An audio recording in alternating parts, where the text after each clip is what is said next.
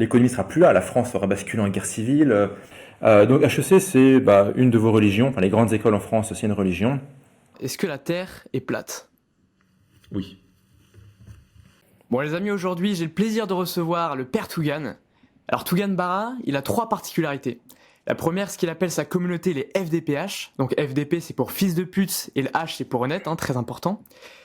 Seconde particularité, il mâche surtout pas ses mots. Je veux dire par là qu'à chaque fois qu'il ouvre sa bouche, c'est potentiellement ma chaîne YouTube qui peut y passer. Alors rien que pour ça, je vous demande de me laisser un petit pouce bleu histoire que cette vidéo profite à un maximum de personnes et qu'on puisse un petit peu péter l'algo avant qu'elle disparaisse dans les abysses de YouTube.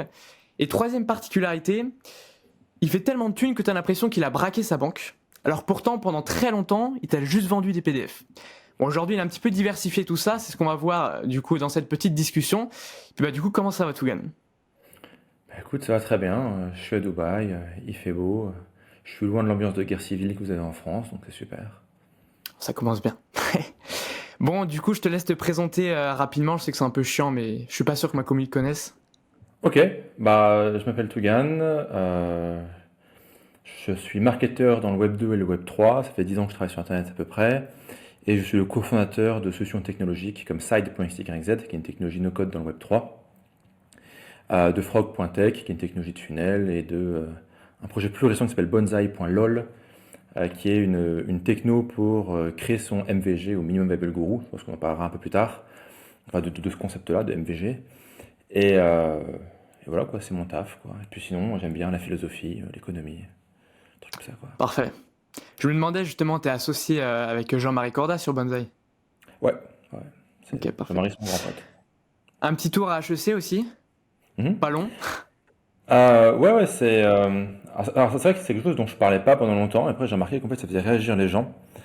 Pour info, moi, j'ai quitté la France il y a 10 ans. Donc, en fait, tout ce qui est chez vous, les Français, une religion, un truc sacré, tabou, machin, c'est pas que je veux provoquer ou faire chier gratuitement. C'est juste que je suis pas au courant, ok? Genre, je donne un exemple concret, hein, moi, je dis toujours shalom au début. Enfin, je le fais plus parce que maintenant, on se fait engueuler, les gens, ils sont très crispés, quoi. Mais en fait, voilà, juste donc. Si jamais, hein, c'est pas pour vous braquer ou pour faire de la punchline, c'est juste que moi je suis pas forcément au courant de ce qu'il faut dire ou pas dire chez vous. Donc HEC, c'est une de vos religions, enfin les grandes écoles en France, c'est une religion. Quand j'étais jeune et naïf, je croyais que c'était le ticket pour, on va dire, une vie meilleure, une vie confortable, un emploi bien payé, une carrière stimulante avec des gens intelligents. J'ai fait donc une prépa HEC quand j'étais jeune, puis après j'ai intégré HEC, puis j'ai démissionné au bout de 3 mois. Parce que je suis arrivé à la conclusion assez rapidement que c'était pas la meilleure allocation des ressources temps et argent. Le temps est une ressource bien plus importante que l'argent, évidemment. Donc j'ai fait le choix de quitter cette institution pour aller travailler. Et ça s'avérait être un bon pari. Ouais, bon, j'ai fait à peu près le même pari, hein. Moi, j'ai fait mes études à Panthéon-Assas. Mhm. Pareil, co-gestion, et quand j'ai compris que c'est un coup à finir à 10K, je me suis barré, quoi. Bon, Encore quand tu 10K, te barres, aujourd'hui, tu sors d'HEC Polytechnique, tu gagnes pas de 10K. Hein. bon, si, quand même, HEC 10K en fin de carrière, mais bon, 10K, ça vaut plus rien. Mec, en fin de carrière, mais attends, mec, t'as 20 ans et quelques en fin de carrière, il se passe Ouais, 30 ans, mais mec, t'auras plus, enfin, l'économie sera plus là, la France aura basculé en guerre civile, et je dis pas ça tu vois, en mode provocation, c'est juste que les tensions sont énormes, ouais, les rien que déséquilibres l'inflation. économiques sont faramineux, l'Occident est en chute libre, voilà, alors, on peut toujours se rattraper, hein, l'Occident a plein d'atouts, mais c'est en chute libre complet, donc ouais, en fin de carrière, peut-être qu'il sera à 10K, mais en fait aujourd'hui, le monde, il existe, enfin, aujourd'hui,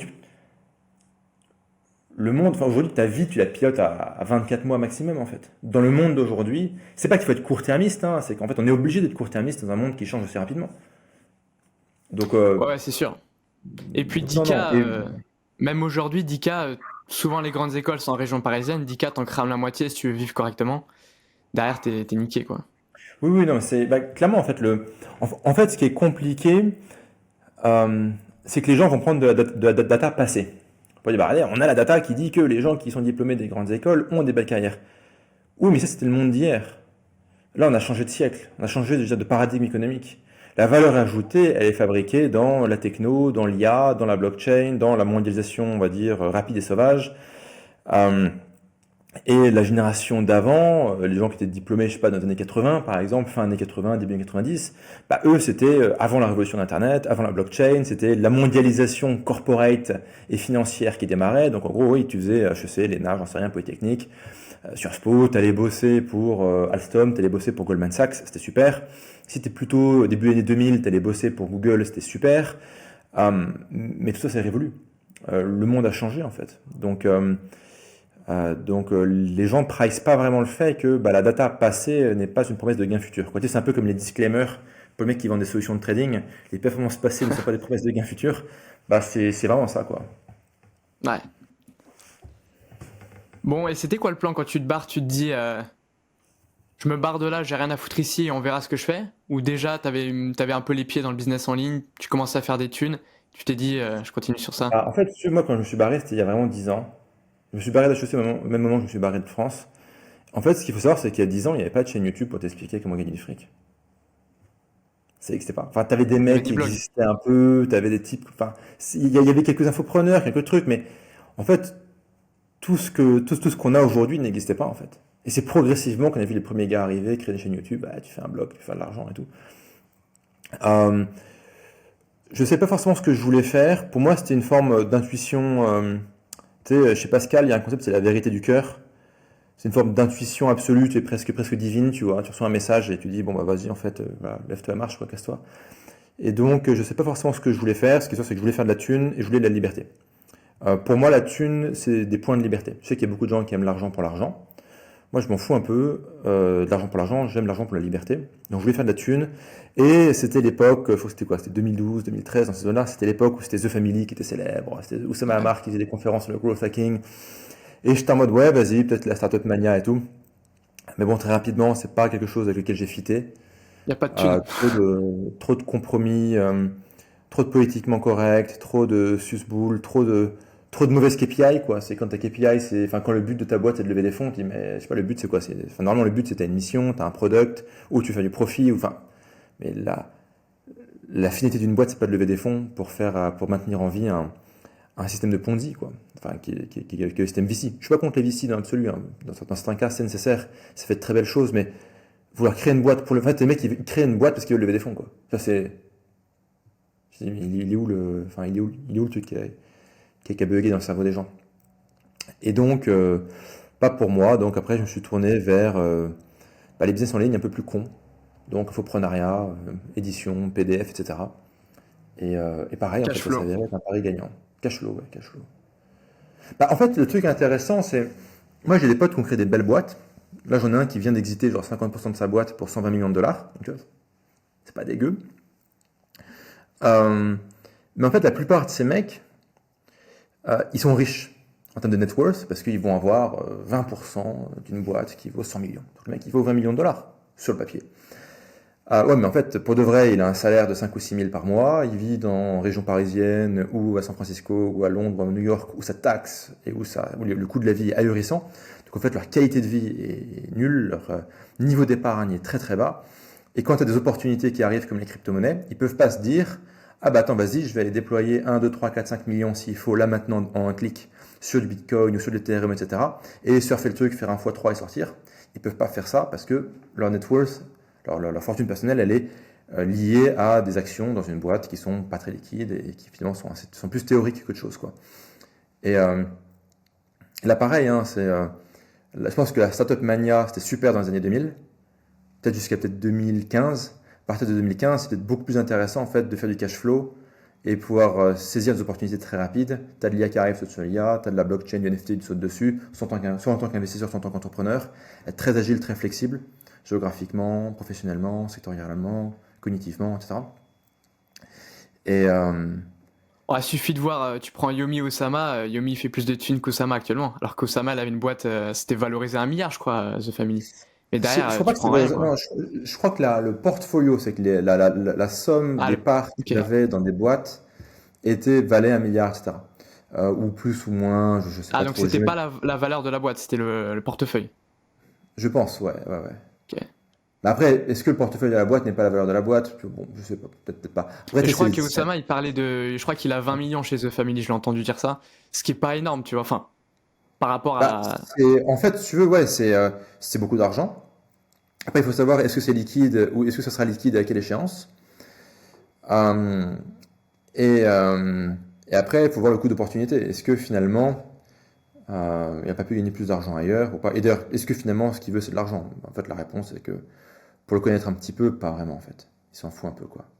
Il n'est pas hostile au capitalisme, hein, bien au contraire, mais lui, ce qui l'intéresse, c'est autre chose que juste accumuler des points. Ouais.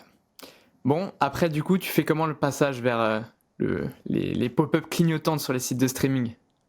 Ok, ouais, bah, dans l'histoire rapide, j'avais pas de sous, donc j'ai enseigné l'économie sur Skype. Donc je t'ai payé, alors c'était un peu ironique, hein, et j'ai même un peu douloureux, tu vois, c'est que bah, j'ai zéro thune, qu'est-ce que je sais, qu'est-ce que je peux monétiser? Bah, je peux monétiser que je suis très bon en économie, et qu'il y a des étudiants qui veulent intégrer les grandes écoles qui ont besoin de conseils en économie. Donc je me suis retrouvé à devoir finalement coacher des gens pour rejoindre un système auquel je ne croyais pas du tout. Après c'est leur choix, je dirais. Et c'est pas pire qu'un pharmaceutique. J'ai gagné un peu de sous comme ça. Après, je me suis dit, bah attends, en fait, je transforme ça en infoproduit. Donc, au lieu de vendre des heures, je vends des vidéos. Ok, facile, ça fait des sous. Et après, je me dis, bah, est-ce qu'il n'y a pas une niche ou un segment de marché qui est plus intéressant que l'économie, d'un point de vue de taille du marché, capacité à pénétrer le marché, à générer un profit? Et en fait, je me suis rendu compte qu'il y a une niche qui est incroyable, c'est la niche de deviens riche sans travailler, et de vendre des PDF autour de ça. Ou perd 50 kilos en 2 jours, ou enfin tout ce qui est un peu promesse radicale, euh, désir je dirais, de gratification instantanée, et finalement créer des e-books autour de ça, quoi, et les vendre à 37 balles, quoi. Et ce qui est Et important, c'est qu'au là, lieu de vendre un bouquin à Amazon où tu es en concurrence contre d'autres bouquins, et donc du coup ton e-book il est à 2,99 $, tu contrôles finalement le tunnel de vente, tu contrôles, je dirais, le texte de vente, le contexte de vente, et finalement bah, tu peux mettre le pricing que tu veux, donc tu peux vendre très bien un e-book 37 balles, 87 balles, il n'y a pas de souci. et Et à là tu fais les l'époque, maths, t'arrivais hein. à foutre de la vidéo avec? Parce que tu sais, avant, il y avait une En douille bonus. pour pas payer la TVA. Tu sais, en France, les e-books, il y a pas c'est 5,5% de TVA. Ouais, ouais. Et souvent, tu foutais les vidéos avec. Et à l'époque, tu te faisais pas redresser pour ça. Bah, en fait, si tu veux, la question du redressement, elle dépend aussi beaucoup de là où tu es géographiquement. Je ne vais pas donner de nom, parce que je suis pas là pour accuser des gens, c'est pas ma fonction, c'est pas l'énergie dans laquelle je veux être, mais la quasi-totalité des infopreneurs que vous voyez sur YouTube, qui vivent en dehors de France, n'ont jamais payé la TVA de leur vie. Moi, j'ai payé la TVA, mais je suis un des seuls cons à l'avoir fait, quoi. Et il n'y en a pas un qui se fait redresser, en fait. Parce que en fait, tu te fais redresser quand tu es en France. L'État est très puissant contre les gens qui sont pas mobiles. Si ta Et même en société Europe, par exemple, la Suisse. La Suisse, si tu payes pas, il y a pas de. bah, ça, que la Suisse, t'es quand même dans un vrai pays, quoi. Mais je veux dire, je connais pas spécifiquement la Suisse, mais je dirais, en fait, ce que font un peu partie de ces gens, c'est qu'ils vont vivre à Malte, à Dubaï, en Thaïlande, dans des endroits comme ça, à Panama. La société, elle va être Delaware, Hong Kong, des trucs comme ça. En fait, l'État français peut pas faire grand-chose. Je suis pas en train de dire aux gens, enfin, je suis pas en train de pousser les gens à frauder, Ouais, hein. ouais. Bien au contraire, hein, les gars, c'est pas intéressant de frauder. Autant être compliant, la vie est beaucoup plus simple, vous dormez beaucoup mieux quand vous savez que, voilà, ok, vous avez contribué à un système auquel peut-être que vous croyez pas, qui était à bien des égards très malsain, mais bon, au moins, ce système, enfin, vous fera pas chier, quoi. Mais dans les faits, en fait, il n'y a personne qui se fait redresser, quoi. Les seuls mecs qui sont redressés, c'est ceux qui ont des actifs en France. C'est que forcément, ouais, tu vis, je sais pas, au hasard, en Thaïlande, tu fous ta société à Hong Kong, tu fais plein d'argent, tu fraudes le fisc, et après tu vas acheter des immeubles à Paris. Ah, Ouais. et ben là, en fait, ils peuvent t'emmerder. Ils ont un leverage, ils ont un levier contre toi. Mais encore une fois, ouais, c'est pas. Bon, mieux vaut payer, quoi. Après, tout ce qui est un peu la tambouille, est-ce que tu mets un peu d'e-book, un peu de vidéo, tu fais un mix des deux, etc. Je dirais, dans les faits, encore une fois, quand tu es à l'étranger, personne ne te contrôle. Bon, donc après, En moi France, je je connais connais des gens personne. qui sont fait redresser pour ça. C'est possible. Après, tu sais, se faire redresser, ça dépend vraiment aussi de la qualité de tes avocats, quoi. Et dans quelle mesure tu peux vraiment bâtir une défense, pourrir la vie des mecs, contre-argumenter indéfiniment. Le droit, c'est une question de rapport de force.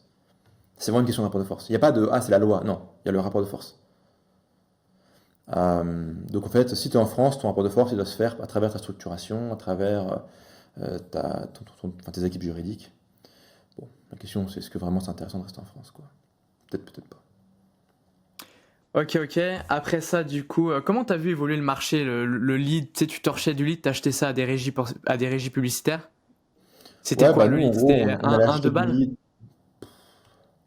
Moi, je regardais pas le prix du lead, hein. Je regardais combien je dépensais en publicité le matin et combien j'avais gagné le soir. Après pub, frais de processeur et taxes, quoi.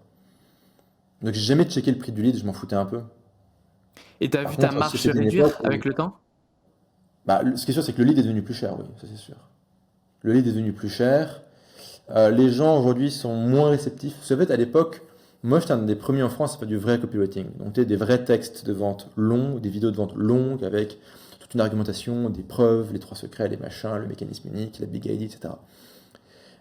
Il y avait quasiment personne qui le faisait en France. Et donc l'opportunité était énorme parce qu'en fait on arrivait sur un marché qui n'avait jamais vu de copywriting. Donc ils se disaient, ah bah attends, ça ressemble à un documentaire, ça ressemble à un article, donc je vais le lire, etc. Aujourd'hui tout le monde a vu ça trop de fois, tout le monde a vu les funnels, les one-click upsell, les bumps, les machins. Tout le monde en a ras-le-bol, tout le monde sait comment ça marche. Donc ça fonctionne moins bien. Donc c'est vrai qu'aujourd'hui on est sur un marché, c'est vrai maintenant en 2023, on est sur un marché, en tout cas en B2C, on est sur un marché où les gens ont tout vu, tout entendu, ce qui n'était pas le cas avant, où rien n'a fonctionné pour eux, grosso modo. Ils sont beaucoup moins enclins à payer, ils ont moins d'argent qu'avant, parce que là, les gens se font massacrer par l'inflation. Alors officiellement il y a 3% d'inflation, pour de vrai, il doit y en avoir entre 10 et 15% au bas mot vraiment. Euh, donc les gens ont moins d'argent, et je pense qu'aujourd'hui les gens vont se tourner plus vers la qualité de la relation. C'est quelle est la relation entre le site, la marque, l'entrepreneur, le gourou. Gourou étant un mot neutre dans ma bouche, c'est pas négatif. Et quelle est l'intensité de la relation qu'on peut établir avec une audience, avec une clientèle, avec une communauté. Donc au lieu de chercher de faire de la vente rapide, en mode je dépense en ads, j'envoie sur un truc, je milk le mec, et après par email, je lui balance 15 emails par jour pour lui vendre n'importe quoi en affiliation. C'était très bien, hein, ça a fonctionné très bien pendant longtemps. Aujourd'hui, c'est plutôt, en fait, je vais acheter du lead ou créer du contenu pour attirer du lead. Je vais créer une relation de bâtard avec cette personne parce que la relation de bâtard que je vais avoir avec ces gens-là fait qu'ils achèteront toujours. Tu vois, moi, auprès des FDPH, le H c'est pour honnête, euh, en fait, si demain j'ai plus rien, je peux recréer quelque chose, un programme, un logiciel, un projet, on s'en fout, peu importe, et je peux lever entre 200 000 et 1 million en 72 heures. Parce que voilà, il y a une qualité de la relation qui s'est bâtie au fil des années. Donc je pense que le nerf de la guerre aujourd'hui, c'est de créer une relation. Et ce qui est pas mal aussi avec la relation, c'est dans un monde qui est en changement permanent, dans un monde qui est en bouleversement, dans un monde où c'est le bordel à tous les niveaux, politiquement c'est le bordel, géopolitiquement c'est le bordel, économiquement c'est le bordel, financièrement c'est le bordel, monétairement c'est le bordel, boursièrement c'est le bordel. Bon, dans un monde où c'est le bordel partout. En termes de sécurité, c'est le bordel aussi. Bon. Dans le monde, c'est le bordel partout. Avoir cette zone finalement, ou cet espace de ok, là je suis bien, là je suis en confiance, là je suis avec des gens qui ont la même croyance que moi, là je suis entre les mains de quelqu'un dont j'ai confiance. Et en fait, c'est très important et c'est très puissant. Donc la qualité de la relation, la sérénité de la relation dans un monde qui a un brouhaha et un bordel généralisé, je pense qu'une des belles opportunités business de notre époque, elle est là. Plus Ouais, que de se poser la question de trouver. rentabiliser le lead sur le long terme du coup. Et je voulais qu'on en parle. Le lead, aujourd'hui, la publicité, ça monte. La concu sur les réseaux, pareil, ça monte. Comment Ouais, tu arrives à maintenir un minimum de leads chaque mois? en fait, je regarde pas les leads, moi. Tu sais, Ah ouais? je sais que le coût par lead, la quantité de leads et tout que t'as, c'est une donnée importante. Si tu me demandais aujourd'hui combien j'ai de leads dans ma base mail, je sais pas. Je m'en fous un peu. Ah ouais? Je m'en fous. Ce qui m'intéresse, c'est comment je peux améliorer la qualité de la relation. Comment je peux améliorer la qualité des produits. Comment je peux apporter plus de résultats à mes clients. Le tout avec une contrainte énorme qui est que j'ai énormément de boulot à côté de ça. C'est qu'en fait, enseigner, c'est plus un hobby aujourd'hui que mon activité professionnelle principale, quoi. Donc, euh, donc je suis très pris, et donc la question c'est avec le peu de temps que j'ai, comment je fais pour maximiser ça? Et si ça c'est maximisé, le reste ça tourne. Pas en Ok. mode l'attraction c'est magique, hein, mais au sens où le reste ça tourne. Et si parce qu'à bout d'un moment, si ta croissance elle est trop faible, ton niveau de lead il baisse, t'as pas peur qu'au bout d'un moment ça se resserre et que ça devienne un peu tendu? Putain, mais t'es obsédé par les leads, toi, en fait, hein. Ouais. Ah, pour moi, un business en ligne, infoproduit, etc. Mhm, Bon, évidemment, faut savoir le monétiser, mais moi actuellement, là, je fais à peu près 2500 leads moi en organique. mhm. Et clairement, enfin, j'ai commencé il y a un an, donc mon business, il n'est pas encore arrivé à maturité, donc je monétise pas le lead. Bon, le lead, je le monétise à 6-7 balles, et je pense Ok, que dans un an, je le monétiserai à 20 balles, ou peut-être c'est bien. 2 ans. Et franchement, si je suis à 200 leads au lieu de 2000, moi, pour moi, je divise par 10, quoi. Ouais, je vois la logique. Hum, générosité. Enfin, vraiment, enfin, c'est bien de savoir un peu les leads qui rentrent et de traquer un peu le truc, hein. Hum, en fait, si tu veux, voilà, tu te dis, ok, le lead, il est de plus en plus cher. Et il y a de plus en plus de contenu. Bon, ok. Quelle est ta stratégie? Est-ce que c'est du contenu? Est-ce que c'est de la publicité? Bon, ok. Tu choisis. Après, tu dis, bah ok, maintenant que je sais que c'est ça, comment j'améliore le truc? Comment je rentabilise le truc? Et tu vas chercher des idées, tu testes des idées, tu itères, t'avances, quoi. En fait, tu vois, Ouais. c'est assez simple, quoi. Ok. Par exemple, je ne sais pas combien j'ai de followers sur YouTube. Bah, je sais que j'en ai genre, je sais pas, 15, 20 000, un truc comme ça. Pareil sur. Mais je suis pas en mode, ah putain, trop bien, on est passé à 18 500. Je m'en fous. Ouais, pour le coup, les abonnés, ouais, ça, on s'en branle. Il y a vraiment des mecs qui ont du lead bien quali, 5000 abonnés, qui prennent un bon 20K par mois. Et t'as des mecs à 1 million d'abonnés qui font 20K aussi, quoi. Ouais, ouais. Ensuite, t'as créé un petit outil sympa, Tugan AI, là, qui répond au problème de déclinaison du contenu. Je te fais une petite promo. En gros, si vous voulez une idée, quand vous arrivez sur les plateformes, vous avez énormément de choix. C'est pas facile de choisir. Et si vous créez du contenu unique sur toutes les plateformes, le risque c'est que vous soyez bon nulle part et du coup vous avez aucune communauté. Le problème c'est que si vous le faites manuellement, vous faites la déclinaison, vous postez un contenu, vous appliquez sur une plateforme et que vous le faites manuellement, très vite vous vous rendez compte que vous avez des problèmes de reformatage. Problème aussi d'adaptation au code de la plateforme, hein. On parle pas de la même façon qu'on écrit par exemple. Donc je vous donne un exemple concret, vous faites une vidéo YouTube, vous avez passé du temps, 3-4 heures dessus. Vous avez des bons passages, c'est quand même dommage de ne pas les réutiliser pour balancer des tweets par exemple. Si vous devez le faire manuellement, vous devez ouvrir votre vidéo, choisir les passages stylés, retranscrire les passages stylés, ajouter une accroche parce que comme par hasard, il n'y aura jamais en plein milieu d'une vidéo YouTube la bonne accroche pour un tweet sur Twitter, sachant qu'on le sait, s'il n'y a pas une bonne accroche, c'est cuit. Voilà, faire retranscription, il faut l'adapter au langage écrit, etc. Donc tout ça, au final, ça partit d'une bonne idée. On se dit, ouais, j'ai déjà fait le contenu, je peux le balancer rapidement. Et tu termines vite à prendre 20 minutes pour faire un tweet, donc c'est pas bénef. Vous avez du coup Tugan AI, petit outil sympa. L'idée, c'est à partir de vous claquer le lien d'une vidéo. Vous pouvez claquer aussi le texte brut. Vous pouvez faire ça sur plusieurs formats. Moi, j'ai utilisé la newsletter. Enfin, en gros, j'ai copié-collé mes newsletters en texte brut. J'en ai envoyé des tweets. Et honnêtement, bon gain de temps. Si j'avais dû le faire manuellement, c'est quand même vachement long. Donc, ouais, très bon outil. Je sais pas si tu as quelque chose à ajouter. Ouais, en fait, merci hein, pour la description de l'outil. C'est flatteur et généreux de ta part. Hum, L'idée, c'est qu'on a des inputs et des outputs. L'input, c'est ce qui rentre, l'output, c'est ce qui sort. Et au milieu, il y a Tugan AI. Donc, le contexte, c'est qu'on est dans une guerre de l'attention. En fait, il faut capter de l'attention, il faut être très présent, il faut produire, notamment sur tout ce qui est organique, pour pouvoir exister. Donc tout le monde produit, tout le monde veut capter de l'attention, donc il y a une guerre de l'attention. Très bien. Et dans cette guerre, il faut des outils pour être plus rapide, plus efficace, plus précis, plus pertinent que les autres. Et donc, un des outils pour faire ça, c'est Tugan.ai, donc tu as des inputs et des outputs. Les inputs, tu peux dire, ok, je vais mettre une vidéo, je vais mettre un lien vers un article ou peu importe. Que ce soit le vôtre ou pas d'ailleurs, on s'en fout. Ou je vais mettre des mots-clés ou des idées. Très bien. Après, il y a les outputs. Les outputs, c'est je veux que tu me fasses un thread pour Twitter. Je veux que tu me fasses un post sur LinkedIn. Je veux que tu m'écrives une newsletter. De dire, je vais prendre la vidéo d'un Américain que j'aime bien et je veux que tu me fasses une super newsletter en français. Je mets dans la machine, ça fait tout le travail, etc. Après, une fois qu'il y a l'output, tu peux cliquer sur des boutons pour changer. Tu dis, vas-y, change un peu le ton, rallonge, raccourcis. Donc, tu peux cliquer sur quelques petits trucs. Ça retravaille l'élément et ça te sert ton produit tout beau tout propre que tu peux aller diffuser sur les réseaux. Et dans un monde où il faut, je dirais, surenchérir, surproduire et être extrêmement régulier, donc il faut produire, poster tout le temps, bah ma foi, c'est un outil qui est très pratique.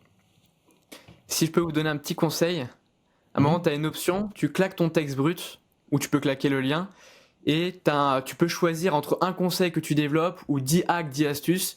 Moi, j'en génère 10 et je garde les 5 meilleurs et je fais un tweet. Cette astuce que je donne, c'est pas mal du tout. Et je crois qu'ils ont 7 jours, non, pour tester gratuitement. Je crois que c'est 7 jours, ouais. Je mettrai un petit lien en description, en tout cas, s'il y a des curieux. Ouais, alors, je voulais qu'on parle aussi de ton positionnement très tranché. Je pense que ça t'a pas mal servi, justement, dans un monde où il y a guerre de l'attention, comme tu dis. Il y a le fameux effet oh putain encore un, comme tu dis, on t'en parle sur les pages de vente, mais c'est aussi vrai sur les réseaux. Il y a tellement de contenu que pour moi il y a un petit peu deux écoles. Il y a soit, moi je suis vraiment un oh putain encore un et c'est assumé, mais ça me permet Mhm. d'avoir une latitude créative qui me permet de bombarder les contenus. Tu vois, par exemple, quand j'envoie des vidéos 5 sites et outils, c'est pas ce qui génère du lead le plus quali, c'est pas ce qui fait qui crée le plus d'autorité, mais cette année Mhm. j'ai fait 30 millions de vues grâce à ça. Du coup, je fais tellement du mass market que même si je suis pas ultra quali, je m'y retrouve, tu vois. Et face à ça, l'autre école, c'est un peu la tienne, c'est positionnement tranché. Je pense que c'est une audience beaucoup plus qualifiée que la mienne. Et l'idée, je pense, c'est que quelqu'un qui te découvre, il peut pas être indifférent à ta personne. D'ailleurs, pour revenir à ce qu'on disait au début là sur HEC, je pense que mine de rien, ça te sert un peu parce que tu vois, quand moi je t'ai découvert sur à l'époque, tu faisais des lives là sur ta chaîne YouTube, sur le Mhm. statut social et tout. Et t'avais une vidéo où t'expliquais un peu ton truc, ton passage à HEC, etc. Moi, je me suis dit, c'est qui ce mec qui arrive à HEC, qu'au bout de 3 mois se barre pour vendre des PDF, quoi.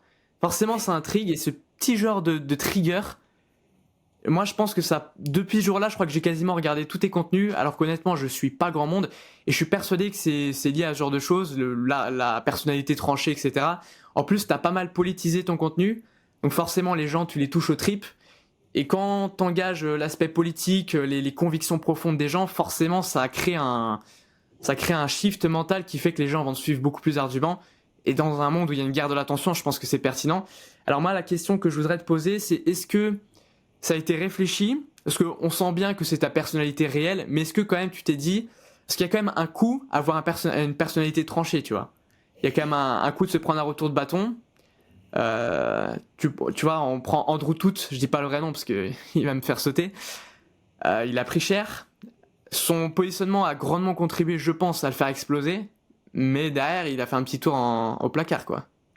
Alors, je pense que TATE, c'est pas forcément la bonne référence. Son tour au placard, là, on est plutôt sur des questions de géopolitique et de narrative. Euh, C'est-à-dire qu'il y a quand même un récit qui est déployé en Occident par des intérêts, on va dire, économiques, politiques et des gens qui ont une certaine vision du monde, qui à bien des égards, on peut être d'accord ou pas avec, hein, et qui contrôle la narrative. Et là, il y a un mec qui débarque et qui dit, bah non, en fait, tout ça, c'est que des conneries, qui dit que les élections sont truquées, que les vaccins sont des poisons et qu'on est géré par des pédos. Donc en fait, le mec il débarque comme ça, c'est sûr qu'il va y avoir des gens en face qui vont essayer de le descendre. Donc lui c'est très particulier et finalement, c'est pas tellement qu'il est polarisant qu'il a amené, qu'il lui a créé des problèmes, c'est qu'il a parlé de sujets dont c'est interdit de parler.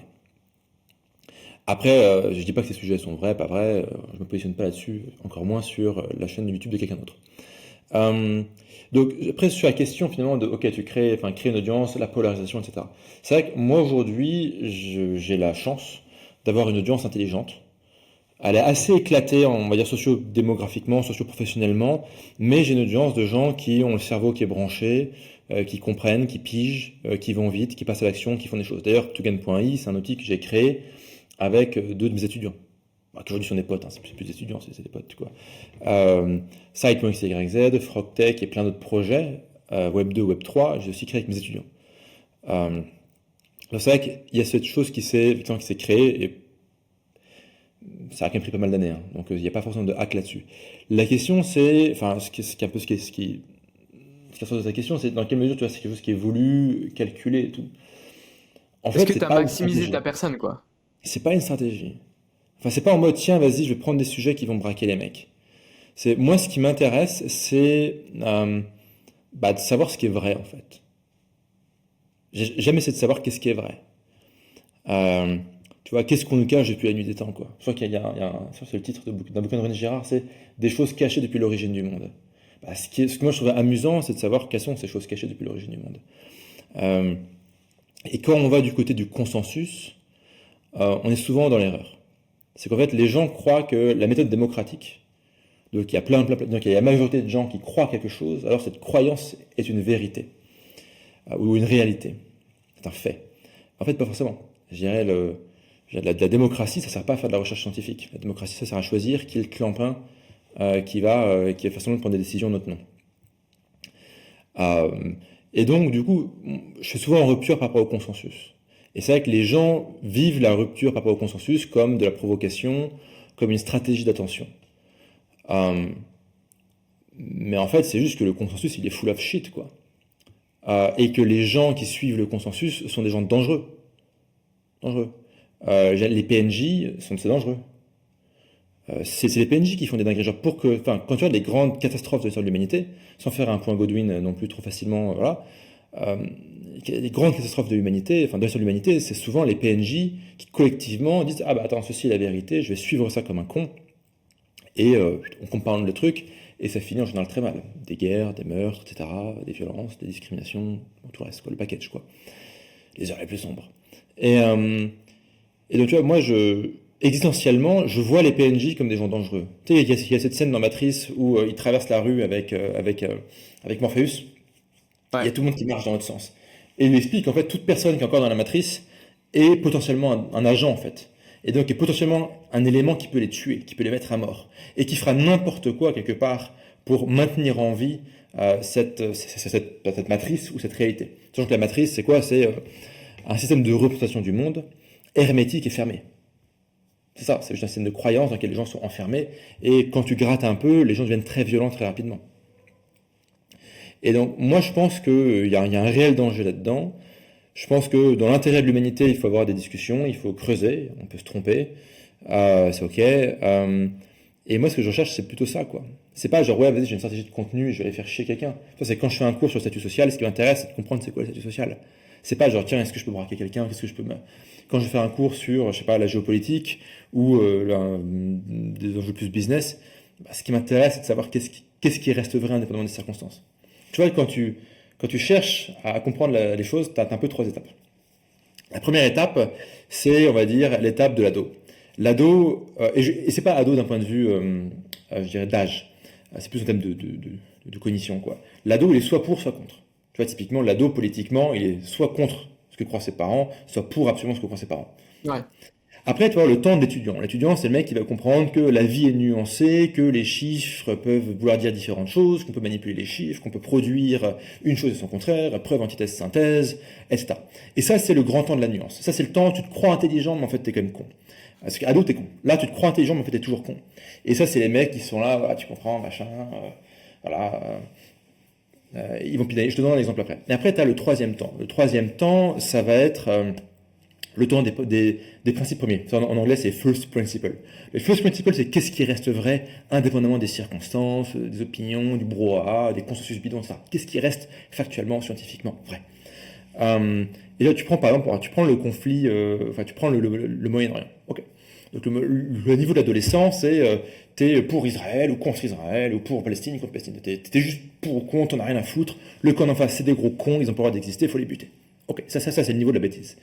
Euh, Après, tu as le niveau de la nuance. C'est oui, mais tu te rends compte quand même, il y a eu quand même un petit déréglage, machin schnock, et puis ils ont quand même pris un petit village, et puis on voit bien que dans la seconde circonscription de Tel Aviv, il y a bien un député qui a dit que, hein, tu vois, et là ça part en mode, on prend une petite boîte en bois, on l'ouvre, on commence à visser la clarinette, et tout le monde joue de la clarinette pendant 5 ans, etc. Et, voilà. Et ça se sent très intelligent. Et après, tu as les principes premiers. Qu'est-ce qui reste vrai? Bah, ce qui reste vrai, c'est que ça fait 4000 ans que tout le monde se fout sur la gueule là-bas. Voilà. Fin de l'histoire. Tu prends l'Ancien Testament, tout le monde se fout sur la gueule là-bas. Bon. Et donc, qu'est-ce qu'on en conclut? Bah, qu'en fait, tout le monde se fout sur la gueule indéfiniment là-bas et que probablement ils vont continuer à se foutre sur la gueule pour belle lurette. Et donc, en fait, passe à autre chose. Prends soin de ta famille, prends soin de toi, fais le bien autour de toi, crée du cash flow, crée des business utiles. Juste fais autre chose, quoi, que de te plaindre ou te foutre sur la gueule ou faire des marches complètement connes pour ou contre des machins individuels. Tu vois? Et ce qui est intéressant, c'est tu vois, comment tu arrives finalement au principe premier ou au truc un peu intéressant qui reste vrai. Et c'est vrai que la démarche pour arriver là, bah, de temps en temps, elle va en particulier heurter les PNJ qui sont vraiment fermés dans une vision hermétique du monde où on leur dit fais ça, bah, ça, alors mets le hashtag et mets le petit drapeau de tel pays sur ton profil Facebook, fais ce truc muche, va manifester dans la rue, fais une marche, tape avec des casseroles à la fenêtre. Et eux, ils font ça religieusement. Et quand tu arrives et tu dis, bah en fait, this is full of shit, quoi. Ça tient pas la route. Et non seulement c'est con, mais en plus c'est criminel et dangereux. Bah là, ils se braquent, ils se mettent à hurler, à t'engueuler, à t'insulter, etc. Voilà. C'est un peu comme ça que je vois. Donc c'est pas forcément, c'est pas une stratégie de contenu. C'est plus, tu vois, une démarche intellectuelle où j'aime bien savoir. En ce moment, je lis ce truc-là. Bon.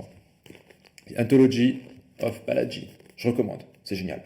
C'est le mec qui était le CTO de Coinbase. Et le mec, juste, il va au principe premier. Pareil, Naval Ravikant. Ravikant, Ravikant. Naval Ravikant. Très intéressant. Des mecs qui raisonnent vraiment au principe premier. Voilà, je recommande des trucs comme ça, quoi. C'est plus intéressant que le dernier growth hack à la con sur TikTok. Même si le growth hack à la con, autant il est quand même utile pour les gratter des ventes. Qu'est-ce que je voulais dire? Tout à l'heure, tu m'as dit que tu t'associais avec tes élèves sur la plupart des outils que tu as créés. Ouais. Est-ce que c'est pour ça que tu as ton programme phare, un petit peu en tout cas sur la partie visible de tes activités, c'est les RX? Mhm. RX, c'est un format en abonnement. On sait quand même que l'abonnement, c'est plus facile à vendre, plus difficile à vendre que le one-shot. Ouais. Est-ce que le fait de proposer un abonnement, c'est dans la volonté justement d'avoir des clients qui restent longtemps pour les repérer des talents et s'associer avec? Ou alors est-ce que c'est dans une logique 4L de simplification du business? D'ailleurs, tu peux nous rappeler ce que c'est 4L peut-être pour ceux qui ne te connaissent pas? Alors, 4L, c'est low cost, low tech, low human, low complexity. C'est simple. Enfin, seuls les trucs simples peuvent scaler. Euh, les RX, je l'ai mis en abonnement. Ce qui est amusant, c'est que quand je l'ai lancé, c'était en 2019, je crois. Ça remonte, hein, ça remonte. Et c'était 9 balles par mois. Aujourd'hui, Ah c'est ouais. 40. Mais les mecs qui étaient à 9 balles, ils sont toujours à 9 balles en fait. Ah C'est oui, ils assez sont amusant. ok, ouais. Ah ouais, non, non, non, c'est le prix, il change pas pour eux, quoi. Après, s'ils se désabonnent et qu'ils reviennent un an plus tard, bah, là, Ouais. je peux rien faire pour eux, quoi. Mais moi, ce qui m'intéresse à travers ce produit, c'est je suis payé pour sourcer du talent. C'est ça, en fait, un peu l'histoire, quoi. C'est une des ressources rares dans ce monde, c'est l'accès du talent. C'est très compliqué d'avoir accès du talent. Et moi, j'ai accès à des gens, on va dire, intelligents, souvent très jeunes et souvent très déter. Et c'est très compliqué d'avoir accès à ça. Donc les RX, c'est un véhicule qui permet d'avoir accès et de filtrer du talent. Après, il se trouve qu'il y a une barrière tarifaire qui permet de filtrer les touristes, ce qui est pratique. Cette barrière tarifaire, elle est raisonnable. C'est bon, 49 Ouais, par les mois. basses, ouais. Voilà. Euh, et après, le format d'abonnement, moi j'aime bien les business en abonnement parce que ça donne de la lisibilité. Tu vois, tu as, je sais pas, 1000, 2000 mecs à 49. Bon, ok, t'enlèves la TVA, les conneries, machin, etc. Mais bon, ça fait quand même quelque chose d'intéressant. Si tu devais générer le même rendement en immobilier, putain, il faut en acheter des immeubles, hein. Donc ce qui est génial avec le modèle de l'abonnement, c'est comme une rente mais digitale, tu vois, c'est qu'en fait tu veux avoir, je sais pas, 1000, 2000 par mois, bah, si tu veux faire de la rente, bah, quand je dis de la rente, un rente c'est un revenu qui est, on va dire, semi-passif et qui a une régularité dans le temps. Bah, tous les mois, tous Récurrent, les ouais. ans, ouais, c'est cette notion de récurrence, quoi. Euh, Bah, en fait, tout le monde te parle, en France, de, je sais pas, de rentier immobilier, machin. Parce que tu dois immobiliser comme capital, ce que tu dois prendre comme risque financier est énorme. Par contre, tu as un truc qui te passionne, qui t'intéresse, que tu veux enseigner, tu crées un club, un format, peu importe, etc. Nous, aujourd'hui, on a créé Bonsai.lol, qui est une techno justement pour faire ça. Le point LOL, parce qu'on est là pour se faire plaisir aussi. Bah, en fait, tu peux gagner l'équivalent d'un patrimoine immobilier en plusieurs millions juste en rentrée d'argent, quoi. Alors, il y a des gens qui vont dire, oui, mais tu vois, le patrimoine immobilier peut s'apprécier, machin. Ouais, enfin, quand tu auras deux punks à chiens qui sont installés chez toi et qu'un juge féministe dira que tu n'as pas le droit de les virer, on en reparlera de ton patrimoine qui s'apprécie. Mais ce serait un des désavantages de l'immobilier, quoi. Quand l'État deviendra complètement taré et voudra te saisir tes biens, bah, il pourra. S'il veut saisir ton audience et ta liste email et ton canal Telegram, ok, il peut faire sauter ton compte Stripe, c'est pas grave, t'en fais un autre. Bon, ok, tu vois. D'autre part, dans un monde où les États sont quand même très souvent des puissances de prédation, où c'est très instable, où il faut être prêt à bouger géographiquement. C'est qu'à notre époque, il faut être prêt à bouger très rapidement. Ça part en couille, ok, moi je me fais pas reconfiner, enfin ça n'existe pas, enfin tu vois, c'est c'est mort. Je me fais pas, voilà, c'est juste, je suis pas en guerre contre l'État français ni l'Union européenne, hein. C'est cool, ils font ce qu'ils veulent, les gens votent pour ça, les gens semblent être heureux et ok avec ça. Mais moi ça m'intéresse pas de participer à ça. Il y a un certain nombre de choses avec lesquelles je suis pas. Bah, du coup, il faut pouvoir se déplacer. T'as de l'immobilier, c'est compliqué. T'as de la, on va dire, du cash flow digital, c'est intéressant. Donc, ce qui est intéressant dans le modèle de l'abonnement, c'est que tu peux organiser ta vie. Tu sais que tu auras, mois après mois un certain revenu qui va arriver. C'est de l'argent de poche, c'est agréable. Euh, Tu peux créer un format où tu t'inscris dans la durée avec les gens. Peut-être quand quelqu'un achète une formation, il achète une formation, puis après, bon bah voilà, il a fini, il la réouvre pas, et puis et la relation se termine un peu comme ça, si tu veux. Alors que là, tu peux faire des lives, tu peux uploader de nouveaux contenus, tu peux faire des choses. Alors, je suis pas ultra régulier. J'ai un peu des phases où je crée beaucoup, et après des phases où je fous un peu la paix aux gens. Mais tu vois, tu peux, voilà, déployer de la pédagogie dans le temps, déployer de la relation, filtrer, sourcer du talent et avoir je dirais, du cash flow prévisible. En plus, moi, Voilà. j'aime bien dire que tous les euros ne se valent pas. Par Mhm. exemple, tu gagnes 1 euro à Paris dans ton CDI à 6 000 balles, tu es quand même contraint de rester à Paris, t'as pas de mobilité. Donc quand tu gagnes 1 euro et qu'il est pas lié à ton lieu de travail, bah, à Budapest, quoi, avec 1 euro, ça en vaut 3 à Paris, quoi. Donc en termes du Oui, pouvoir oui, après d'achat. tu touches évidemment à toutes les notions, finalement, voilà, digital nomade, liberté géographique, liberté de temps, liberté Et financière, même, évidemment. Oui. et même effet cumulé, parce que la rente digitale, tu peux la toucher à 20 ans. Et mine de rien, quand tu la touches à 20 au lieu de 30, tu as 10 ans d'effet cumulé en plus. Et puis, bah, tu sais, c'est Mhm. les dernières qui arrivent en plus, si tu considères l'espérance de vie. Je sais que Ouais. tu places 1000 euros à 7% de 20 à 80, tu fais x 54, je crois.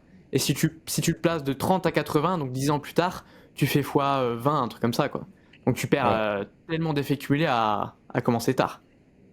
Bah, de toute manière, je pense que enfin, ton audience, c'est des gens qui veulent créer des business. Oui, il faut commencer le plus rapidement possible. Oui, de toute manière. Les deux meilleurs moments, c'était il y a 5 ans et aujourd'hui, quoi.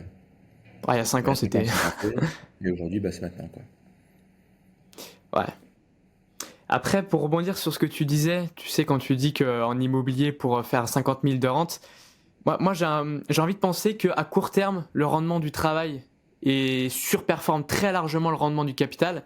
Mais une fois que tu as empilé 30 millions, parce que le rendement du capital, si on est prudent, on va dire que tu fais Évidemment, 5% par évidemment. an. Alors, si tu veux, c'est pas du rendement du travail, c'est du rendement de la technologie, c'est du rendement du cerveau, c'est du rendement du capital humain. Ouais, c'est ce que C'est j'appelle rendement du travail. pas. Oui et non, c'est que t'es pas payé. En fait, le rendement du travail, c'est quand tu es sur une logique de travail horaire, tu vois, où tu as un salaire, un truc comme ça. Ah oui, ouais, au Euh, sens Comme économique, là, en ouais. fait, Ouais. comme tu crées des choses qui sont scalable, euh, c'est pas vraiment un rendement. Donc, c'était plus sur un rendement technologique, un rendement. Enfin, c'est que la dualité capital-travail, en fait, l'existence de business un peu digitaux comme on a, et qui sont finalement des business à très faible capital financier, à très fort cash flow, et finalement à travail, on va dire variable. Dans certains cas, il faut beaucoup bosser, dans certains cas, il faut peu bosser, dans certains cas, il faut beaucoup bosser au début, puis après, c'est juste de la maintenance. Euh, c'est un peu, enfin, ça rentre pas vraiment dans une dichotomie capital-travail, parce qu'on est sur le volet de la technologie, le volet du capital humain. C'est des formes de capitaux aussi, hein. Après, oui, j'entends bien qu'une personne qui a 1 milliard, elle va pas se faire chier à vendre un abonnement à 49 par mois. C'est relativement cohérent, oui. Euh, mais oui, oui. Ah, mais ce que je voulais dire plutôt, c'est que si tu prends vraiment un horizon très long terme, genre du 40 Ouais, ans, ton ouais. capital, il va faire entre 5 et 10% par an sur Non, 40 ans. Le capital, non, non? non, non, non. Ça, c'est la bourse façon Instagram. C'est la bourse façon Instagram en mode ah, tu vois, t'es Warren Buffett, tu prends ton S&P 500 et puis tu compounds pendant 10 ans et puis machin. Bon, déjà, les mecs ils te proposent d'économiser pendant 70 ans pour avoir le SMIC. Donc, déjà, je vais te dire, c'est pas fou. Ouais, Et court puis, terme, deux, c'est sûr que. t'as un incident monétaire sur l'euro, ça vaut plus rien. Fini. Fini. Tu vois, je veux dire, un incident monétaire, dans l'histoire monétaire et financière, c'est la régularité. C'est pas l'exception. Les mecs, ils font là, ah oui, tu vois. Ouais, ouais, ils te prennent le siècle américain. Le siècle américain, c'est quoi? 1920-2020. Grosso modo. C'est vraiment le siècle américain. Tu vois, genre, on a un transfert finalement du centre financier mondial qui était à Londres, qui va basculer finalement dans les années 20, mais vraiment parfaitement les années 20, à New York, donc c'était vraiment un transfert des capitaux, ok. La Seconde Guerre mondiale, je dirais, va achever, je dirais, cette dynamique, parce que au lendemain de la Seconde Guerre mondiale, tu as d'abord 2 tiers du stock d'or mondial qui est aux États-Unis, littéralement, ok. Et donc toi, tu as un transfert finalement, voilà, du centre de gravité financier au monde vers les États-Unis. Ce qui touche finalement le siècle américain, ok, plan Marshall, ok, voilà, la guerre froide, ok, très bien. Tu gagnes la guerre froide en 91, tu rentres dans finalement du capitalisme américain sur stéroïdes avec de la monnaie imprimée, et tu dis, mais ouais, c'est incroyable, si tu prends du S&P 500, tu as la certitude de faire 10% par an parce que regarde. Ouais, mais le siècle américain, il bat un peu de l'aile. Et je dis pas que l'Amérique c'est terminé. Faut pas enterrer l'Amérique comme ça. De la même manière, il faut pas dire ah oui, il y a les briques. Les briques, ils vont remplacer l'Amérique demain. Ouais, ça prendra un peu de temps quand même. Mais le côté du ouais non c'est bon, tu places, c'est bon. Je dis pas qu'il faut pas investir, c'est très bien d'investir. Mais le côté ultra en mode l'investissement façon Instagram, où bah, tu prends 10% par an et donc du coup tu fais ton petit tableau et c'est bon, c'est beaucoup plus compliqué que ça en a l'air. Ouais, Et, 10%, ouais. et juste prendre le siècle américain et dire, bah regarde, c'est super, le tout en prenant ou pas en compte l'inflation. Souvent les mecs ils prennent ou pas en compte l'inflation. en prenant ou pas en compte là où tu vas vivre. Parce que pareil, le siècle américain, c'est un siècle où finalement les gens sont peu mobiles. C'est très nouveau que toi, tu es français et tu vis à Budapest ou tu vis à Dubaï ou tu es américain, tu vis à Puerto Rico et ta société elle est à Hong Kong et ton capital il investit là et qu'après tu as du bitcoin là-bas et de l'immobilier à Cape Town. C'est nouveau si tu veux comme configuration. Donc tout ce qui est la gestion des devises, tout ce qui est la gestion je dirais, des fluctuations géopolitiques complexifie beaucoup le raisonnement. Ah, tu prends du 10% par an et c'est bon quoi. Donc oui, il y a du rendement, mais tu vois, si c'était aussi simple que ça se saurait un peu quoi. Ah, c'est sûr que Euh, 10% de 20 à 80, ça fait x 300. Après, moi, je comptais plutôt 5. Et après, c'est vrai que l'échantillon un siècle, on peut considérer que c'est une anomalie. Cela dit, 5%, Non, moi, non, c'est ça pas me une anomalie. paraît. Non, mais c'est pas une anomalie. Il y a eu, je dirais, le siècle de la Grande-Bretagne. Il y a eu le siècle de la Grande-Bretagne. Enfin, l'histoire financière est super intéressante. La Grande-Bretagne était un pays pionnier dans justement, le développement bancaire, etc., le développement de la propriété privée. Quelque chose de très intéressant, quoi. Donc, tu as des échantillons très intéressants. Mais, voilà. Enfin, juste, moi, je suis un peu fatigué avec enfin, en gros, la vision du monde Instagram. Vas-y, j'ai 30 secondes pour expliquer un truc, quoi. Mais, et d'ailleurs, même, c'est un peu le. J'ai eu cette discussion avec un pote là, qui était de passage chez moi, là, le week-end dernier. On me disait, putain, celui, il est un peu plus âgé que moi, il a 36 ans. Et on me disait, putain, c'est quand même pratique, parce que les mecs qui ont 18 ans aujourd'hui, putain, ils ont quand même accès à toute l'information qui n'était pas accessible à notre époque, quoi. Et puis t'as Stripe, puis t'as Shopify, t'as machin, t'as la crypto, t'as tout ça, quoi. Et le mec, il disait, ouais, ouais, mais en fait, l'inconvénient, c'est que ces gens-là arrêtent très tôt leurs études, ils font du business très tôt, donc ils font du cash flow très tôt, mais conceptuellement, c'est le désert. En termes de compréhension économique et réelle, en termes de vraiment de réflexion un peu sérieuse, mais en fait, il n'y a rien. Parce qu'il n'y a pas la structuration. Donc en fait, ce qui est génial, entre guillemets, de la génération plus jeune, quoi, des gens qui ont, je sais pas, entre 15 et 25 ans aujourd'hui, quoi, tu vois, dont tu fais partie, Ouais. c'est que vous pouvez faire du cash flow ultra tôt. Ce qui est très inconvénient, enfin ce qui est très dommageable, c'est qu'en fait c'est une génération, je ne dis pas que c'est ton cas en particulier, hein, mais c'est une génération qui a zéro structure, en termes tu vois, de capacité cognitive, quoi. Donc, bon, Pierre, bon, chaque période a des éléments intéressants et des- Tu penses que ça se rééquilibre comme ça, quoi. Bah, en fait, ouais, ça s'observe vraiment, quoi. Moi, j'ai beaucoup de gens que j'ai formés qui sont ultra jeunes et qui font vraiment du fric, quoi. Des gens qui sont millionnaires à 18, 19 ans, 20 ans, j'en ai pas mal, en fait. Mais en fait, en dehors de faire du cash flow, ils sont cons. Tu vois. Mais c'est pas grave, si tu veux, ils sont jeunes, ils ont 10 piges devant eux, si tu veux, pour lire de la philo, faire de l'économie, comprendre des trucs, machin. Donc, si tu veux, il n'y a pas de souci, quoi. Mais en dehors du cash flow, ils sont cons. Euh, mais c'est pas grave, peut-être que à cet âge-là, le plus important, c'est de sécuriser du cash flow, puis après, voilà, tu peux faire de la philo après, tu vois. Mais, Ah, moi, c'est la vision que j'ai, hein. Moi, actuellement, là, je suis en mode, je sécurise le cash flow, ouais, et je prends t'as quelques raison. millions, Moi, j'ai et fait après, pareil. on verra pour. Ouais. Moi, j'ai démarré plus tard parce que, si tu veux, j'étais en mode prépa et tout, mais quelque part, je suis ultra content d'avoir fait une prépa. Je suis trop content d'avoir fait une prépa. En termes de structuration mentale, de rigueur mentale, de faire des maths vraiment comme un taré, de faire de la philo comme un taré, de l'économie comme un taré, être vraiment challengé par des gens vraiment bons, et être vraiment en mode compétition, concurrence sur ces notions-là, et enfin, pour vraiment pousser ton cerveau à se structurer. En fait, la prépa en France, je trouve que tout le monde critique, mais je trouve que c'est un des rares trucs bien dans le système éducatif. Il faut aussi dire des trucs bien de la France tout le temps. C'est que tu prends des gens et tu pousses le cerveau au maximum, et le cerveau, il est obligé de s'organiser pour poursuivre, quoi. Donc, du coup, en fait, tu formates du cerveau. Alors, l'inconvénient, c'est que de temps en temps, tu formates un peu trop et que le mec, il est un peu obtus. Mais le côté positif, c'est que tu entraînes le cerveau à créer des modèles, à appliquer des modèles, à les répéter et à avancer, quoi. Mais tu vois, moi, j'ai commencé un peu plus tard que toi. Mais en fait, ouais, ma vingtaine, je l'ai sacrifié complètement pour faire de la thune, ouais. Et je suis vraiment content. T'as commencé à quel âge? Parce que moi, j'ai fait quand même bac plus 3. Donc, je pense qu'on a Bah, commencé en moi, même temps, j'ai non? commencé à. Moi, j'ai commencé, je crois, à 20 ans, 21 ans, mais en fait, il n'y avait rien. Donc, en fait, le temps de découvrir un peu la vie, pour de vrai, j'ai vraiment démarré à 24 ans, quoi. Tu vois. Ok. Euh, je pense à la louche dans ces zones-là, quoi. Et tu vois, si j'ai pu commencer à 18 ans, bah putain, toi qui aimes le compound, ça fait une sacrée différence, quoi. Mais, donc, ouais, ouais. Mais oui, pour Après, les gens qui ouais, nous écoutent dans. qui sont dans la vingtaine, je pense qu'il faut, c'est enfin, la responsabilité je pense plutôt d'un point de vue masculin. D'un point de vue féminin, peut-être que c'est différent. Moi, je prends le point de vue masculin. Je m'identifie comme un homme, pour info.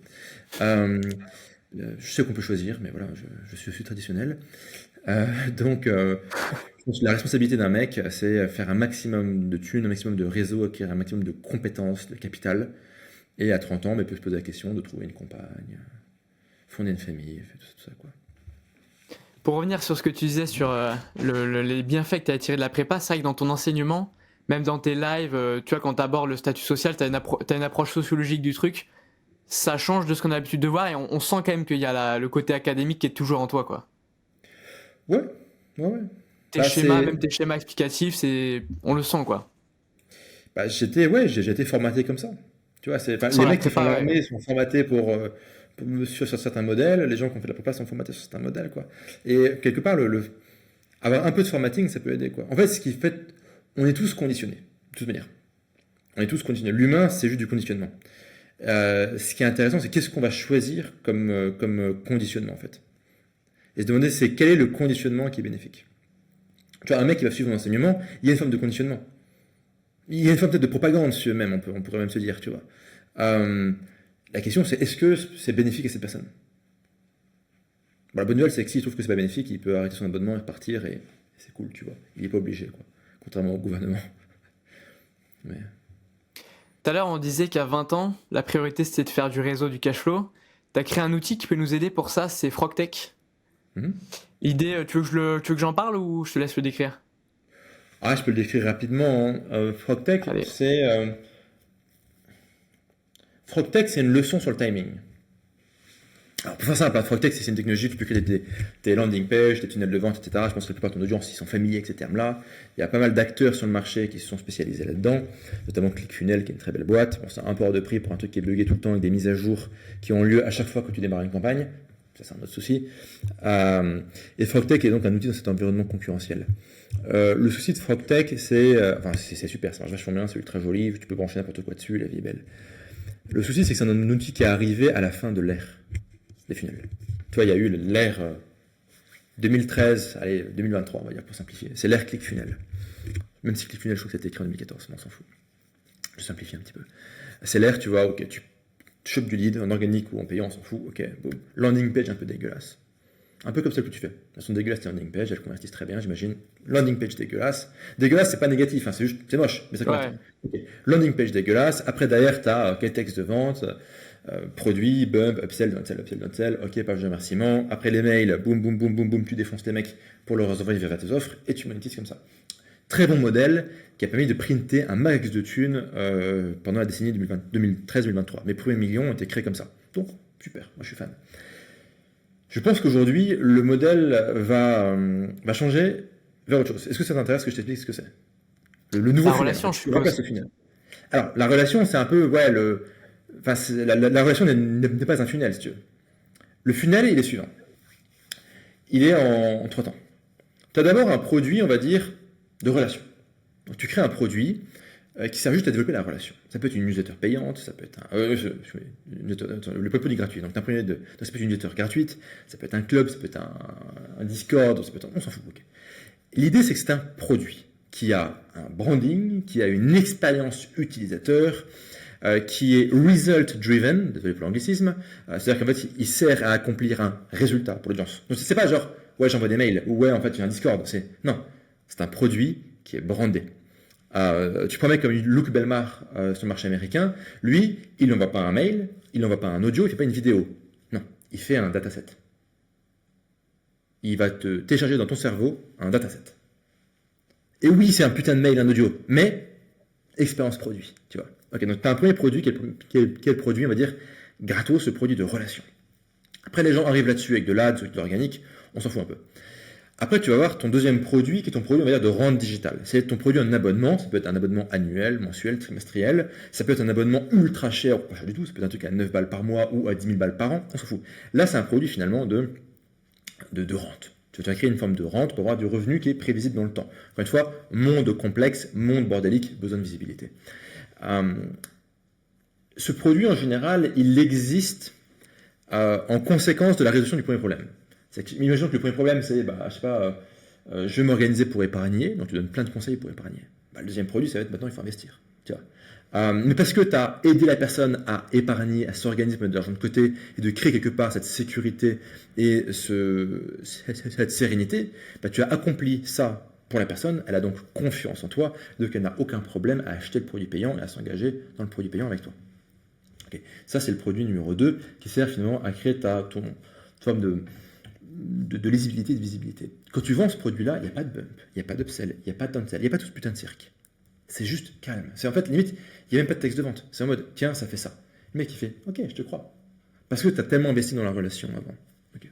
Donc, il y a en fait même le côté copywriting, faire une offre, il y a plein de bonus, machin, valeur totale, 10 000 euros, prix exclusif pour une durée limitée, 1 000 euros. Non, tu te fais même plus chier avec ça. Tu te fais plus chier.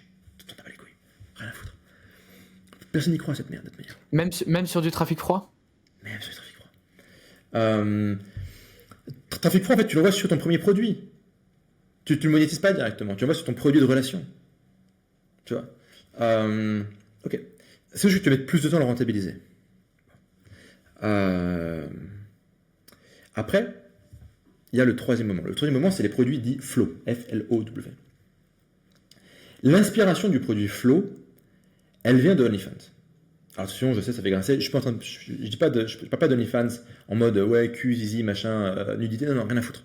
Ce qui est intéressant en termes de plateforme, en termes de business model, si on analyse froidement le truc, c'est le gros de l'argent sur OnlyFans, 80% de l'argent sur OnlyFans, il est fait en DM. La meuf, elle dit, tiens, j'ai en train de m'échanger, elle prend une photo, elle envoie, tu payes 49 ou je sais pas combien, on s'en fout, c'est elle qui décide du prix, et tu as accès à la photo, ou au contenu, ou au message, peu importe, etc. Okay. Encore une fois, je dis pas que ce business il est mal, je dis pas que ce business il est bien, je suis là pour analyser un business model et gérer la solution technologique qu'il y a derrière. Et la thune, elle est faite là. Et ce qui est intéressant, c'est qu'on est dans le flow, F-L-O-W. On est dans l'instantanéité. On est dans le, ok, I feel good, je suis en harmonie, en osmose avec moi-même et mon audience, quoi, on va dire, quoi.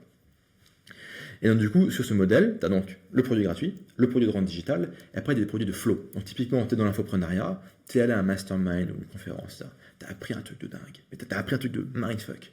Bah, tu es dans le taxi pour rentrer, tu prends ton téléphone, tu dis, les mecs, je viens d'apprendre un truc, c'est un secret, ok, très bien, bah, je vous mets le lien pour y accéder. Dedans, on va plus ou moins voir ça. Je vous dis pas tout, ok. Tu teases un peu, et encore une fois, il n'y a pas J'ai de failli bonus. l'acheter celui-là. Mais tu aurais dû, il est super.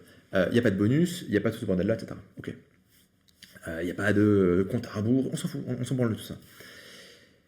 Et après, la personne, bah, elle paye, et toi, bah, dans le taxi, tu avais 30 minutes pour aller à l'aéroport, bah, en fait, tu expliques ce que tu as appris. Et tu vends ça, je sais pas, 150 balles, 99 balles, on s'en fout. Et parce qu'on est dans le flow, ça se passe bien, et ça se vend tout seul. Et l'idée, c'est que dans ce nouveau processus, vendre ne coûte pas d'énergie. Tu sais, c'est pas ouais, je fais un funnel, je branche 15 000 automations, des séquences, des machins, des trucs, je rédige des textes pendant des semaines et tout. Acheter ne prend pas d'énergie. Ah, j'ai pas à lire un texte qui fait 2 km, écouter un webinaire pendant 3h30. Ça prend pas d'énergie. Ça ne prend pas d'énergie. Donc il y a de l'énergie qui est libérée. C'est important l'énergie. Il y a de l'énergie qui est libérée pour créer de la relation, créer finalement des résultats pour les gens et évoluer comme ça. Et je pense en fait, ma thèse c'est qu'on va basculer de plus en plus vers ce modèle-là et que ce modèle-là va écrabouiller le modèle du funnel dans les mois et les années à venir. Et du coup, en fait, FrogTech est une belle technologie, mais elle arrive, on va dire, à maturité quand ce même marché est un peu arrivé on va dire, peut-être plutôt, même en déclin. Je pense que tout ce qui est les funnels aujourd'hui, c'est en déclin. Et donc, du coup, bah, FrogTech, c'est joli, ça marche, c'est là, les gens peuvent l'utiliser, pas de souci. Mais finalement, mon travail dans le Web 2, finalement, a été déplacé vers Bonsai.lol, qui est une plateforme qui sert à faire ça. Un produit d'aide gratuit, un produit d'abonnement et des produits en flow. Et du coup, ce qui remplace l'upsell, le bump, etc., c'est les produits en flow. Ok, voilà, donc Bonsai, ça fait de l'emailing, c'est ça? En gros, Bonsai, c'est Patreon, Beehive, enfin, c'est Patreon, ActiveCampaign, Beehive, Teachable réunis, quoi. Ok, donc tout pour un bah, business de relation, quoi. Ouais, business de relation. En gros, sur Bonsai, c'est tu te crées finalement un compte, ça prend 2 secondes, ok. Et après, tu as un canal gratuit. En fait, tu peux créer 3 niveaux d'accès. C'est que sur ton, enfin, toi, tu crées un compte, ok, le créateur, c'est gratuit. Et là, tu fais des posts. Donc, tu peux juste poster des trucs. Okay. Ces posts, tu peux les organiser par produit ou juste les foutre sur un feed. Tu un peu comme un feed sur Patreon. Patreon, c'est vraiment dégueulasse, mais tu vois, où tu postes des trucs. Ok. Ça peut être du texte, ça peut être des vidéos, ça peut être ce que tu veux, on s'en fout. Okay. Et après, tu vas pouvoir classifier les accès. Soit tu dis, tout le monde peut le voir. Donc, n'importe qui, mais bonsai.lol/Maxence, par exemple. Je t'invite à prendre le Maxence, si quelqu'un n'a pas déjà pris. Et ceux qui nous écoutent, je vous invite aussi à prendre vos noms, / avec votre nom, pour pas qu'un mec aille le squatter. Je leur mettrai un lien en description. Voilà. Et donc, tu vois, toi, tu peux dire, bah, je veux qu'il y ait des posts qui soient visibles pour tous. Ok, cool. Après, tu vas dire, moi, je veux qu'il y ait des posts qui soient uniquement visibles aux gens qui sont opt-in. Donc le mec il peut cliquer, il peut s'opt-in, il laisse son mail et il a accès aux posts, donc c'est gratuit, hein, aux posts qui sont visibles que pour les mecs qui sont opt-in. Et là en gros, quand tu es dans le niveau d'opt-in, tu es sur le produit gratuit. Tu es vraiment là pour créer le produit gratuit, le result driven product gratuit. Okay. Et après tu auras des posts, tu vas dire, ça va être uniquement accessible aux gens qui ont acheté tel ou tel produit. Soit ton produit en abonnement, soit un produit en flow, tu crées ce que tu veux. Quoi. Je vois si je peux te montrer le truc, parce que là, on est en train il est en train d'être codé, hein, donc c'est encore un peu le bordel, le design n'est pas encore fait. Je vois si je peux te montrer ça. Et je crois que j'ai vu Jean-Marie Cordache sur son Telegram, là, il met des posts et je pouvais pas les voir, je suppose que ça doit être ça, du coup. Attends, je te montre... je regarde si je peux partager l'écran. Screen... La fenêtre, ok, boum, boum, boum, ok. Tu vois, bon, là c'est un peu bordélique. Tu vois, là je me suis inscrit, là c'est des potes qui pour sont le moment, inscrits. je vois rien. Tu vois pas l'écran? Ouais, je l'ai pas là. J'ai un écran noir, mais j'ai pas le. Attends, je fais hop, j'arrête, je relance. Je fais screen. Je vais mettre tout l'écran. Tu vois, si je mets tout l'écran, c'est mieux. Attends, ça se charge. Ok. Là, c'est bon. Bah. Ok. Ouais. Tu vois, donc là, en fait, je suis sur, je suis connecté en tant que, on va dire qu'individu, pas que créateur. Donc moi, je suis Corda. MVG, c'est un de nos comptes à nous. Donc je peux voir en gros bah, les gens que je suis, ce qu'ils ont posté. Clairement, le produit est en cours de création. Ok. Et tu vois là, par exemple, bah, ce produit-là, je sais pas ce que c'est Greenut, c'est un travail de communauté qui fait des tests. Bah lui, tu vois, je peux voir qu'il a posté, enfin qu'il a mis un post en live, mais je peux pas l'acheter. Mais qu'il faut que je paye pour le voir. Après, si je vais sur un créateur particulier, je vais prendre peut-être Corda, est-ce qu'il a posté des trucs. Donc là, il met ses posts. Ok. Là, ça c'est un post pour une formation. Et donc en fait, il doit acheter la formation pour y avoir accès. Donc ce qui est cool, c'est qu'en fait, toi, ton audience, elle peut voir finalement tes posts. Donc, tu vois, ça c'est genre, je pense que c'est genre un email. Je sais pas s'il y a une connerie encore. Non, c'est une vidéo. Okay. Donc il a posté une de ses vidéos. On va voir si, est-ce que ça c'est un email. Non. Ah, tu vois, bah, ça c'est un genre, il y a les deux. Il met sa vidéo, tu vois, qui est en double, faut que je le dise. Ah non, c'est deux vidéos séparées. Ok. Et là, bah, il écrit son mail en dessous. Ce message est visible dans le feed, mais il a également été envoyé par email. Donc, en fait, la notion finalement de post et d'email est rassemblée. En fait, il n'y a pas de c'est soit un email, soit c'est posté là. C'est parce que tu envoies par email, tu le mets aussi ici. Ou plutôt, quand tu crées un post, tu peux choisir. Soit c'est uniquement envoyé par email, soit c'est uniquement dans le feed, soit c'est les deux. Ce qui est pratique en fait. Ok, on va voir les autres. Et donc, encore une fois, le design n'a pas encore été fait. Donc là, c'est sur la bêta, c'est sur la maquette quasiment. La bêta, ouais. Et donc, tu as des trucs, voilà, j'ai dilaté une journaliste, super. C'est du bon goût, c'est de la qualité. Mais ce qui est sympa, tu vois, c'est que toi, ton audience, elle est là. Bah, elle voit qu'il y a un post qui vient d'être publié pour, en fait, une des formations. Et du coup, ça crée du FOMO, dit, ah putain, merde. Tu vois, et en fait, tu vois, dès que tu ajoutes des trucs dans tes formations, tout le monde voit que tu as ajouté un truc, mais il peut pas le voir. De toi, ça crée de la vente et du FOMO permanent sans avoir à utiliser des leviers de merde en mode rareté, maintenant, tout de suite, ce soir, on ferme, etc., à minuit, réduction, Black Friday de mes couilles, etc. Et donc, du coup, en fait, c'est une plateforme qui est suroptimisée pour vendre sans que ça braque les gens, sans que ça prenne d'énergie. Et en tant qu'individu, ce qui est cool, c'est que tu peux suivre tes créateurs. Si ça te fait chier d'ouvrir les mails, tu vas juste les checker ici. Et t'as les mails, les cours, les posts, machin, tout qui est rassemblé au même endroit. C'est simple, c'est agréable. Et ça n'empêche pas d'utiliser évidemment Twitter, Telegram et tout le reste. Quoi. Et d'ailleurs, quand tu te crées un compte sur Bonsai en tant que créateur, si tu veux un espace de discussion communautaire, un peu un espace de forum, on intègre directement Telegram. Comme ça, on reste sur les applications qu'on a l'habitude d'utiliser. On ne cherche pas à recréer un forum dans l'application, ça fait chier tout le monde. Les gens ils sont sur Telegram, ils sont heureux. Quoi. Donc voilà. Donc en fait, ce qui est surtout intéressant pour les gens qui nous écoutent, c'est qu'on a eu la décennie ClickFunnels, super, incroyable, plein de trucs, argent gratuit. Les premiers arrivés ont printé des millions alors qu'ils étaient cons comme des bites, vraiment. Et là, on a la décennie something else, quoi, un truc différent que nous, on va appeler Bonsai. Quoi. Ok. Donc voilà, c'est un outil optimisé pour centraliser la relation, du coup. Pour maximiser la qualité de la relation, maximiser la capacité à faire progresser les clients, à apporter du résultat aux clients, et finalement à optimiser la monétisation c'est de la vente douce finalement. C'est différent. En fait, si tu veux, tu crées un sentiment finalement de rareté permanent, quoi. Donc, tu Tu vois, c'est. Sauf que la rareté, enfin. Je sais pas si c'est. Enfin. Ouais, tu peux dire que c'est doux si tu veux, quoi. Mais je sais pas si ça serait vraiment les adjectifs que j'irais utiliser, quoi. C'est juste différent, quoi. Adapté à la relation, quoi. Ça prend moins d'énergie. Enfin, pour moi, ce qui est important, c'est que ça prend moins d'énergie pour acheter, moins d'énergie pour vendre. Encore une fois, l'énergie des gens est aspirée par le bordel. Par le bordel sur Internet, l'avalanche de contenu, l'incertitude généralisée. Les gens, leur énergie est lessivée. Donc si ça leur prend trop d'énergie d'acheter, ben t'achètes pas. Et si toi, ça te prend trop d'énergie de créer et de vendre, bah, la qualité de ton processus commercial est aussi affectée, quoi. Ok, bah je te propose qu'on termine sur ça avec 3 petites questions. Vas-y. La première, c'est où est-ce qu'on peut te retrouver? Sur Twitter, Goulag Global. Ou Ok, ça sur, marche. sur bonsai.lol/Tugan. Bah, c'est Ok, les bah deux. ils auront un petit lien en description. La seconde, c'est est-ce que tu aurais un autre invité à me recommander pour un prochain podcast? Francophone, business. Moi, j'aime bien Sorcier de l'Icom en ce moment. Sur Twitter, très Ok, actif. Il fait des choses intéressantes. Donc lui, ça peut être sympa. ça marche. Après, Et enfin, vas-y. pour le petit teaser, est-ce que la Terre est plate? Oui. Ça marche, ça nous fera notre Mais teaser. Bah écoute, seuls les vrais comprennent. je te remercie d'être passé, ça faisait plaisir. Et puis bah Merci pour reste co là l'invitation. que le fichier se termine d'upload. Super.